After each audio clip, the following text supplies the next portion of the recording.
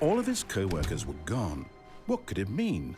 Stanley decided to go to the meeting room. Perhaps he had simply missed a memo.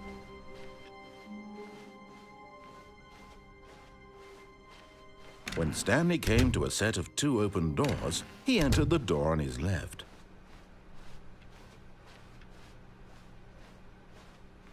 Yet there was not a single person here either. Feeling a wave of disbelief, Stanley decided to go up to his boss's office, hoping he might find an answer there. Coming to a staircase, Stanley walked upstairs to his boss's office. Okay, I think we all know the drill by now. Blah, blah, blah. Dark secrets, the keypad. Stanley pushes some buttons. Oh, hey, look, it's a new passageway. Quelle surprise.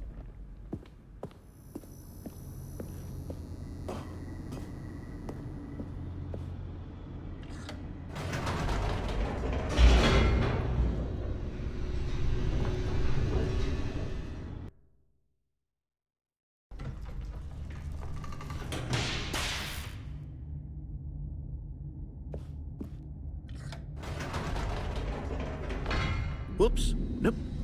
Never mind. Stanley actually got back into the elevator and went back up. Silly me. Why did Stanley do that when he knew that it would just lead back to his boss's office? Well, that's a great question. I just can't wait to find out.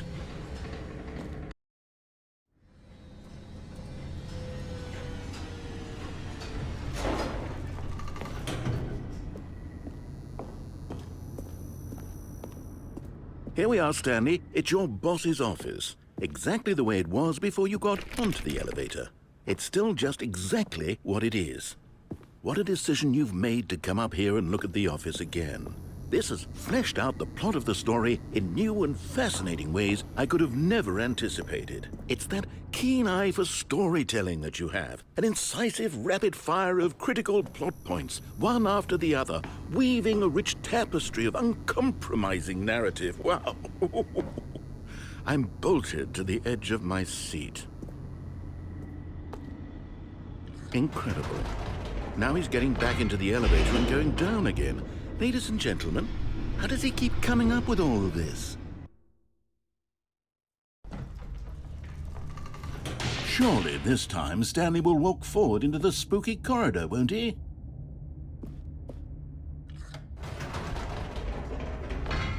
Did you think we were going to go forward down the spooky corridor? No.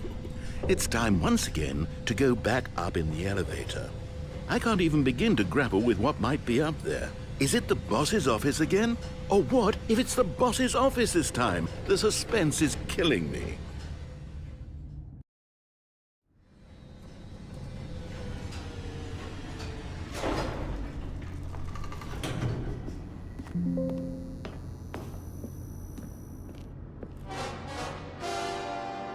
Oh my God, it's the boss's office.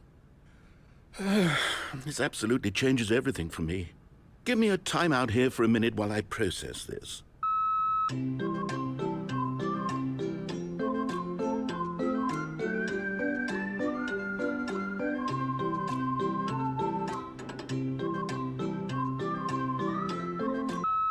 Okay, I'm ready. I'm prepared to embrace this stunning revelation and to move forward with... No! No, wait! No! I need more time to process.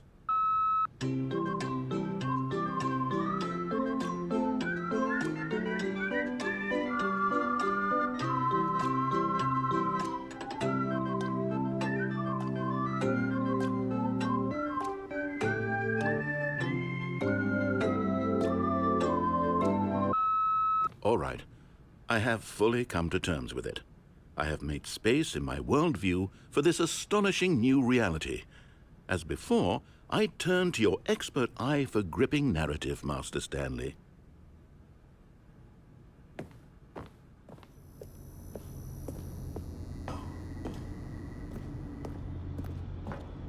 Of course. Going back down in the elevator. How did I not anticipate it?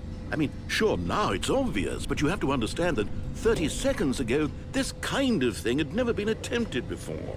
I had no frame of reference to even anticipate it. That's just how revelatory Stanley's decision-making is. A breath of fresh air in a landscape of storytelling that has grown stale and repetitive.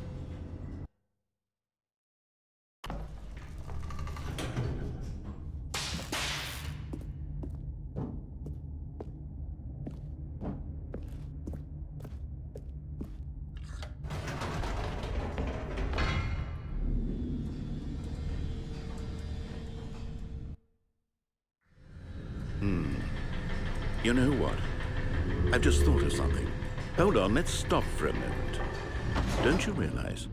It's the anticipation, Stanley. You and I, we have no way of knowing what will be at the top of this elevator. But the suspense, the agony of waiting and anticipating and having to guess, that's the real thrill. Oh, I simply don't want to let that feeling go. It's so precious, so fleeting. Why don't we take this elevator ride nice and slow? There we go. Isn't this so much more exciting? You know, Stanley, it seems like nowadays the only thing that audiences want is to be shocked as loudly and frequently as possible. They want big, explosive moments flung right in their faces from the very moment that things get started. But where's the tension? Where's the trust in the audience to build a slow and nuanced appreciation for the story, the characters? Why aren't we given time to imagine the surprises, to have to think and to anticipate, and then to marvel at the eventual reveal? This is storytelling, Stanley. What you and I are doing right now. This is the most exciting narrative to be developed in years, and it's really all because of you. You're the one who took this bold step of revisiting the exact same locations over and over. Truly, I mean it. This is unique and different. It's not like anything else out there. You see, I want stories that surprise me, Stanley. I want to have to think. I want to be engaged and not pandered to. We're being fed such unimaginative drivel all the time, and we all know it, which is why we're so starved for content that makes us feel sharp and vital and alive. That's why people like you so much, Stanley, because you're not afraid to spit in the face of tradition. You're a role model, you know? People look up to you. Which is why, though I didn't know when to spring this on you, but, well, I've gathered a little press conference for you so that you can talk about your work and your storytelling and your life. Yes, I know you're not much for the public eye, but I thought it would especially mean a lot to the people who have been following you from the beginning. They really look up to you, Stanley. I don't know if you realize the impact you have on them. This is the kind of gesture that might leave a tremendous impact on them for the better. Oh, good, we're here.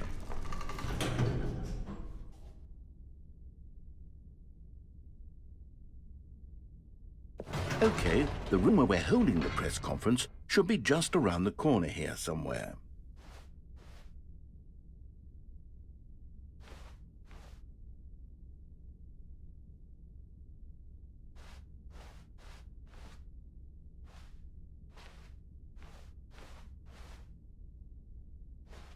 Ah, yes, here it is, just through this door.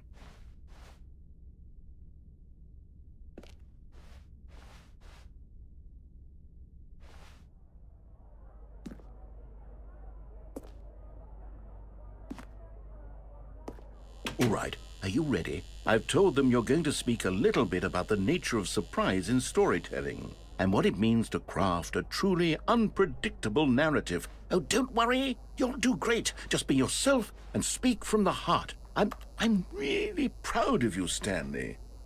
Okay, it looks like they're ready for you. Go get 'em.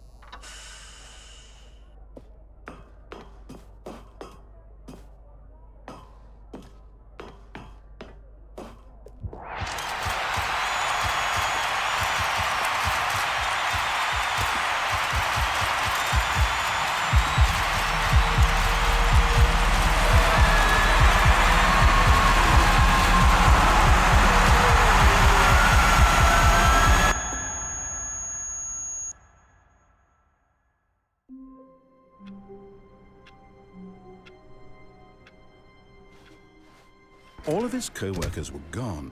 What could it mean? Stanley decided to go to the meeting room. Perhaps he had simply missed a memo.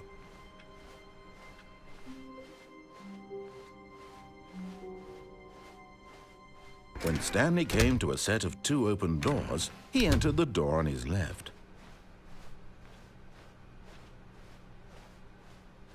Yet there was not a single person here either. Feeling a wave of disbelief, Stanley decided to go up to his boss's. Coming to a staircase, Stanley walked upstairs to his boss's office.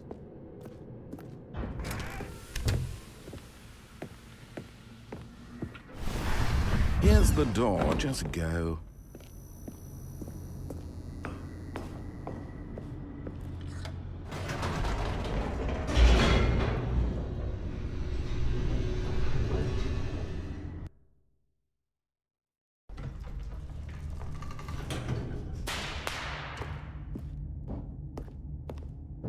Stanley walked straight ahead through the large door that read Mind Control Facility.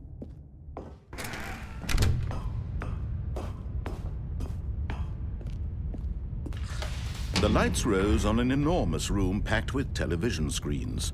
What horrible secret did this place hold? Stanley thought to himself. Did he have the strength to find out?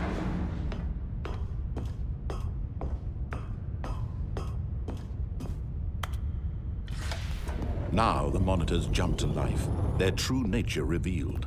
Each bore the number of an employee in the building, Stanley's co-workers.